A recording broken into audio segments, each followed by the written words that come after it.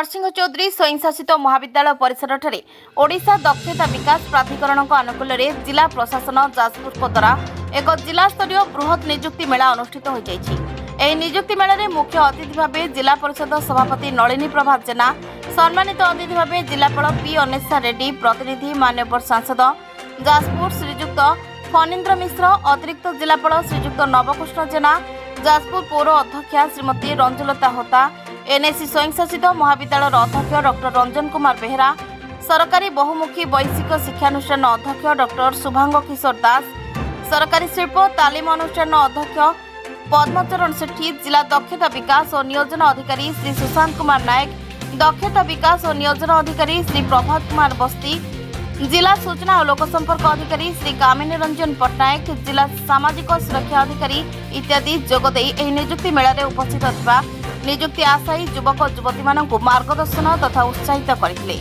राज्य तथा राज्य बाहर प्रतिष्ठित प्राय 50 गोटी बेसरकारी संस्थार निजुक्तिदाता समेत 15टी दक्षता विकास तालीम प्रदानकारी संस्थार प्रतिनिधि, 3टी दीर्घ मियादी तालीम प्रदानकारी अनुष्ठान और 1 गोटी आत्मनिजुक्तिमूलक तालीम प्रदानकारी संस्था माने एही निजुक्ति मेला रे जोग दैथिले। एही निजुक्ति मेला रे मोट 2422 निजुक्ति आशायी युवक युवती पंजीकृत होइथिले एवं सेमानक मध्यरु 1215 जन युवक युवती विभिन्न बेसरकारी संस्थार पदपदवी पाई निजुक्तिदाता मानक द्वारा प्राथमिक भाव चयन होइथिले। एतद् व्यतीत ओडिशा दक्षता विकास प्राधिकरण सहित अनुबंधित थिबा विभिन्न दक्षता विकास तालीम प्रदानकारी संस्था मानक द्वारा स्वल्प अवधिर निजुक्ति भित्तिक दक्षता विकास तालीम निमंते 868 जन युवक युवती मनोनीत होइथिले। सेभଳି दीर्घ अवधिर दक्षता विकास तालीम निमंते 180 जन युवक युवती इच्छा प्रकाश करथिबा बेले 69 जन युवक युवती आत्मनिजुक्ति तालीम माध्यम रोजगारक्षम हेबा पई आवेदन करथिले। तालीम समय प्रशिक्षण रहिबा एवं खाद्यपेय बाबद समस्त खर्च राज्य सरकार वहन करेंगे।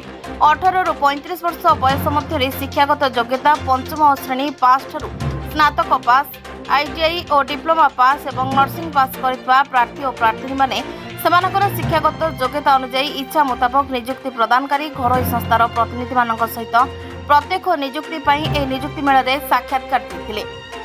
एही निजुक्ति मेला रे जिला पुलिस अग्निशम विभाग कर्मचारी, जिला चिकित्सार कर्मचारी और आंबुलांस इत्यादि सहयोग करथिले। एही निजुक्ति मेला को जिला दक्षता विकास और नियोजन अधिकारी श्री सुशांत कुमार नायक, दक्षता विकास और नियोजन अधिकारी श्री प्रभात कुमार बस्ती, मुख्यमंत्री दक्षता विकास कर्मचारी श्री राकेश कुमार नायक इत्यादि परिचालना करथिबा बेले नरसिंह चौधरी स्वयंशासित महाविद्यालय स्वेच्छासेवी छात्र छात्री सहयोग करथिले। एही निजुक्ति मेलार प्रचार कार्यक्रम में जेएसजे डिजिटल पार्टनर सहयोग करथिले। जाजपुर ज्योतिरंजन को रिपोर्ट, सूर्यालोक मीडिया। आमर एपरी रोचक खबर देखा आम चैनल सूर्यालोक को अधिक लाइक, शेयर और सब्सक्राइब करंतु।